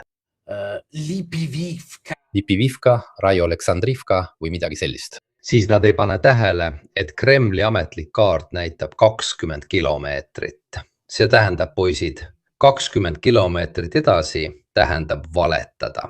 Tegelikult oleme me selle asemel, et olla Sivertis, Slovjanski taga. Ja see ongi see akordion, et aru saada. Räägime asjadest õigesti. 20 kilomeetrit loeb. See loeb selles, kuidas. Mõnikord ka täiesti absurdsetes olukordades. Igatahes, kui sellele mõelda, siis paratamatult toimub Ukraina üksuste kokkutõmbumine, sest rinne lüheneb. Seega on kilomeetri ja ruutkilomeetri kohta rohkem kaitsjaid ning samal ajal ka rohkem ründajaid. Sest Vene rindelõigud hakkavad selles piirkonnas sulguma. Ukrainlastel on väike eelis, sest lisaks sellele, et nad on ette valmistanud keeruka kaitseliinde süsteemi, mida ei saa rünnata. Sest lehed on kasvanud, aga asi on selles, et ma ei tea, millal nad arvavad, et lehed tulevad Ukrainas välja. Aga kuulge, kui me oleme juulis, ka Ukrainas tulevad lehed juba kevadel välja, kujutage ette. Lehed tulevad kevadel välja ka Ukrainas. Ja ukrainlased, kes on muidugi rumalad, neil ei ole kaitseliinide ees puuderidu. Ei, nad jätsid need lihtsalt sinna, nad lõid tapmistsoonid, ei rohkem ega vähem. Sest drakonihambad, kraavid, okastraat, miiniväljad, aga mis kõige tähtsam, nad puhastasid kõik ära.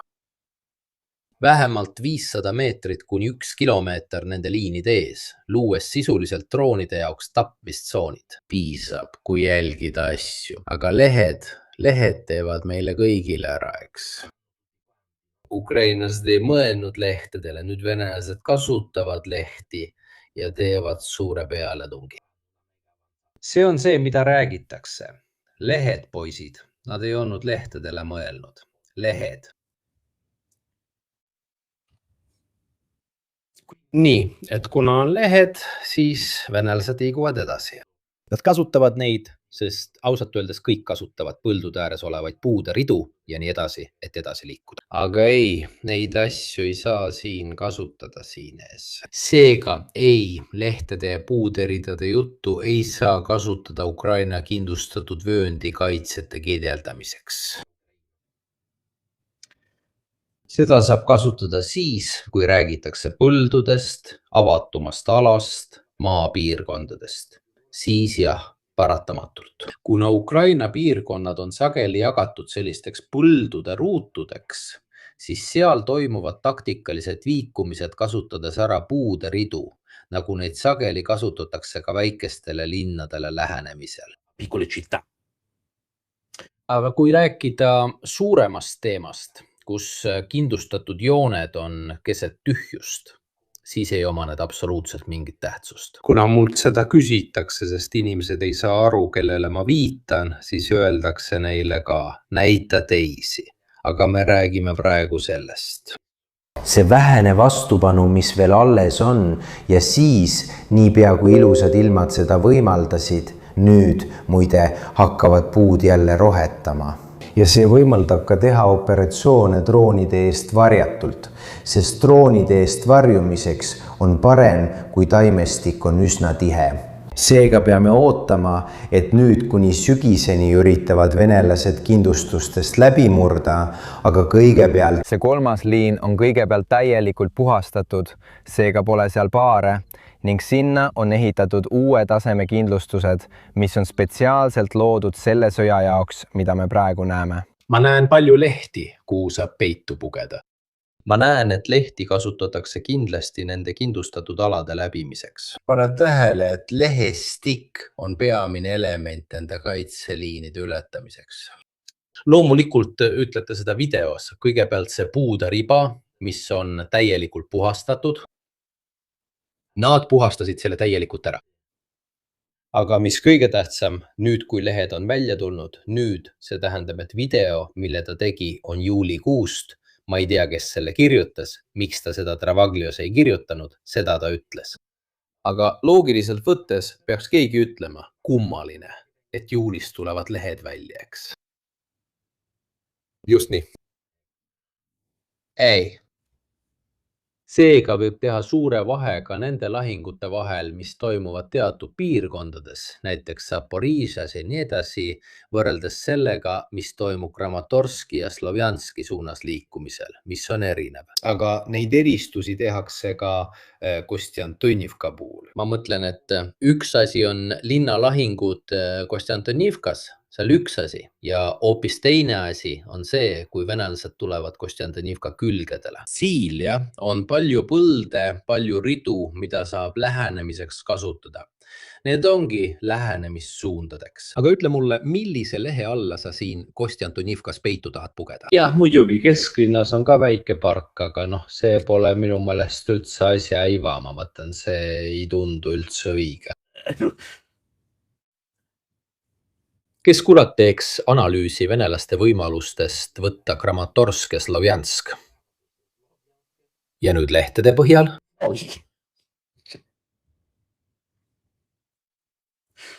Ma ei tea, võib-olla on see tahtmatu koomika, mina ei saa neist asjadest aru, lehtede põhjal, olgu.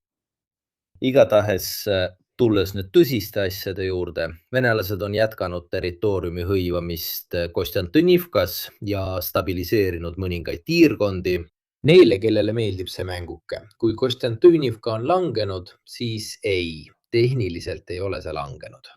Piirkonda loetakse langenuks siis, kui teised, antud juhul venelased, ukrainlaste vaatepunktist, kontrollivad seda territooriumi, mis vastab Kostjantinivka linnaalale.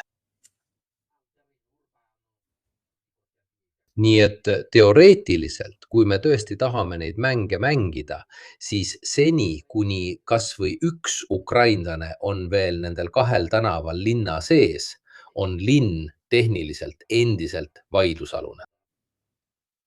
Kui meil on geolokatsioonid venelastest, kes liiguvad Kostjantinivkast edasi Ossikove, Oleksievo, Druživka ja nii edasi suunas, siis saab linna langenuks lugeda. Nii et kas linn langeb?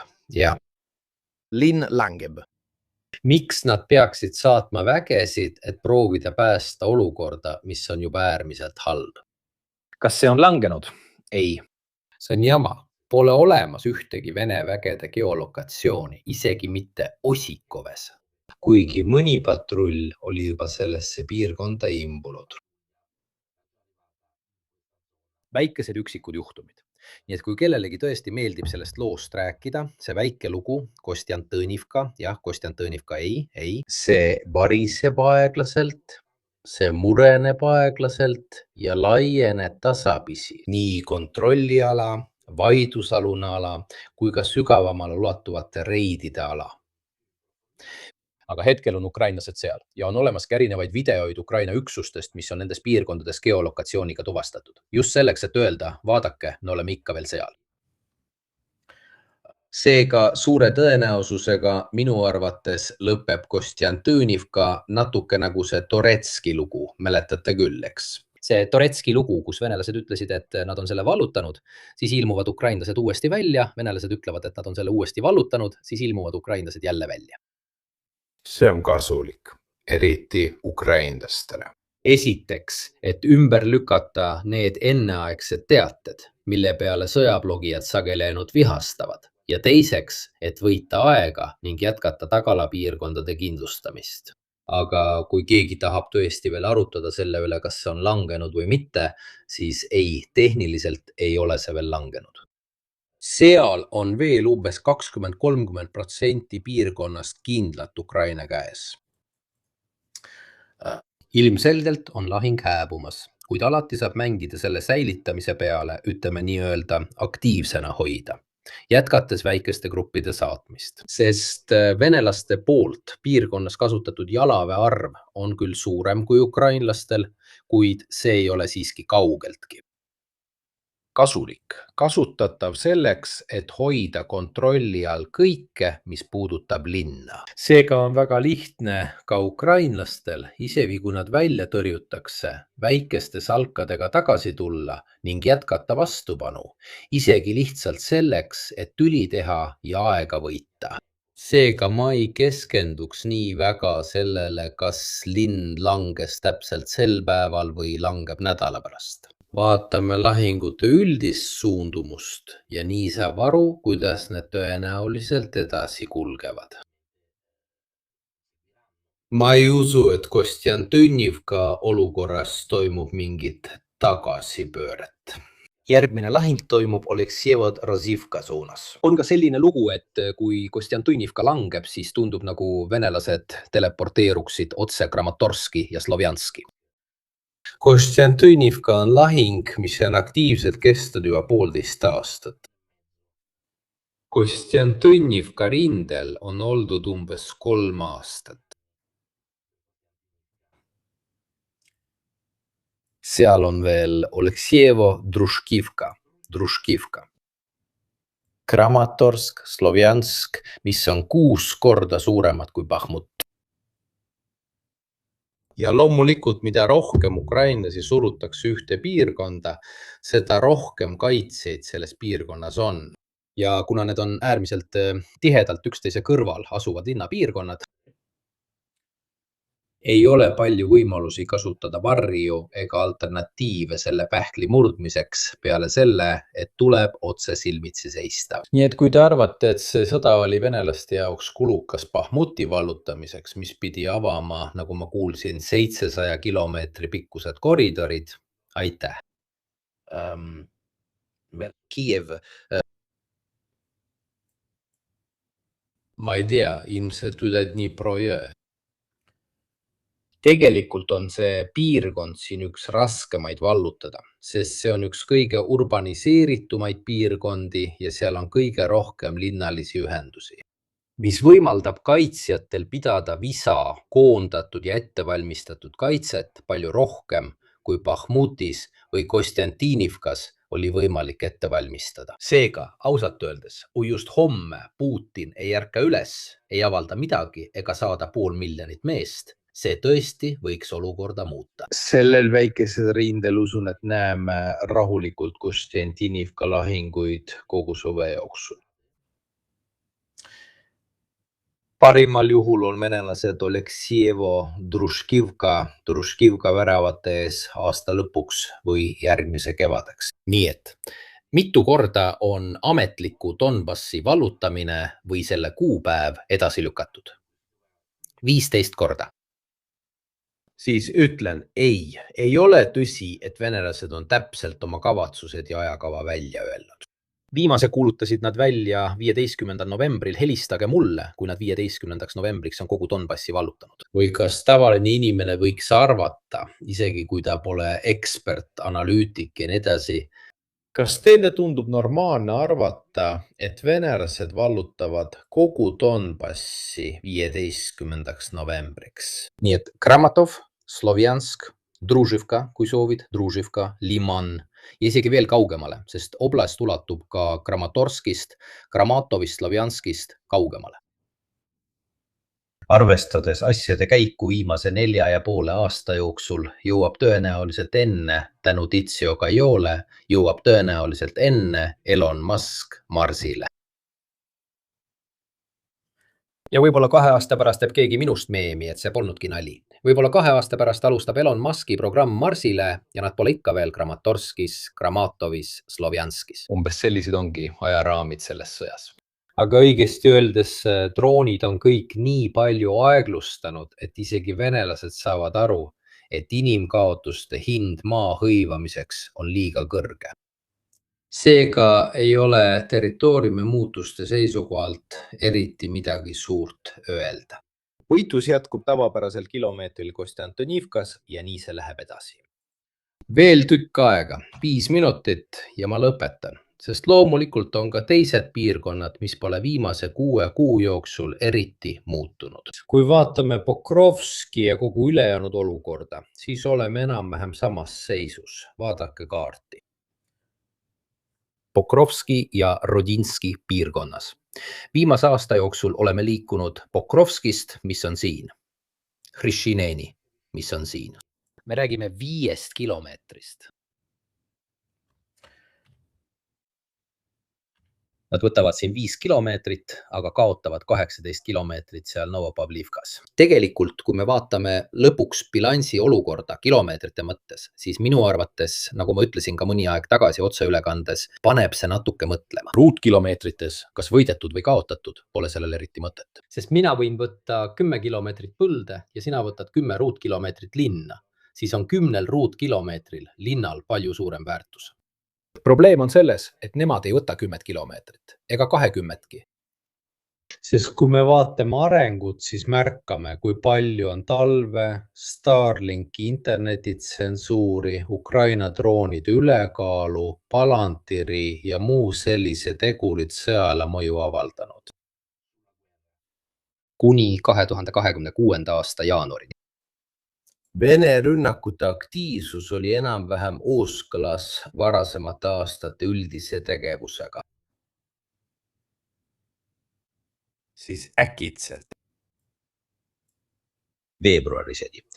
Tegelikult olen aus ja ütlen, et see -37 ei ole päris -37, nagu ma ütlesin. Paljud olid kaardistanud, sealhulgas ka Ukraina kaardid, võib-olla sellepärast, et see oli neile kasulik. Alad, mida venelased tegelikult ei kontrollinud ja ukrainlased võtsid need tagasi. Kuidas saab keegi tagasi võtta ala, mida teine pool tegelikult ei kontrollinud? Ka see on omamoodi ime. See valetas, et tal oli see ala kontrolli all, sina võtad selle tagasi, aga tegelikult tal polnudki seda kontrolli all. Aga ütleme nii, kindlasti sellel kuul nad peaaegu midagi ei saanud teistel kuudel. On vähe asju. Võite leida teisi kaarte, mis teevad neid graafikuid. Umbes nii see ongi. Kilomeeter siia sinna ei ole. 90 on võib-olla 120 see kuu, ei muuda palju. Enam-vähem on sama asi. Venelased keskenduvad väga Konstantinivkale, kus maa on väga kallis, 100 meetri kaupa. Ukrainlased püüavad aga natuke maad juurde saada Kamjanski ja Pavlivka piirkonnas. Seega minu arvates pole sellel ruutkilomeetrite mängul enam mõtet. Sellest ajast peale, vähemalt meie, ja ma arvan, et seni oleme ainsad, ma jälgin Povi. 40–50 inimest teevad analüüse. Keegi pole hakanud hindama territooriumi selle väärtuse põhjal. Seega on seal teed, logistilised elemendid, see on kõrgemal asuv maa, seal on varjet, terreno urbano. Võrreldes lihtsalt ruutkilomeetritega üldiselt, sest minu arvates pole sellel tegelikult mõtet.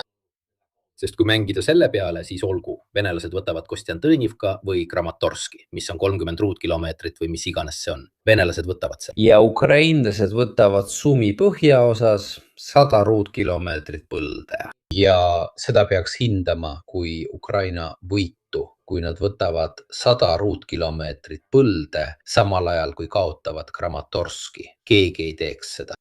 Seetõttu tuleb ruutkilomeetrite juttu konteksti panna. Nii et, härrased, kõik allikad leiate kirjeldusest. Ma tänan teid väga, et mind jälgisite. Ma lähen nüüd Hispaania-Portugali mängu vaatama, sest ma tahan seda näha. Ja homme tahan Norra mängu vaadata ja need asiles. Mis ma oskan öelda? Olge lehtedega ettevaatlikud, eriti juulis. noh, head ööd.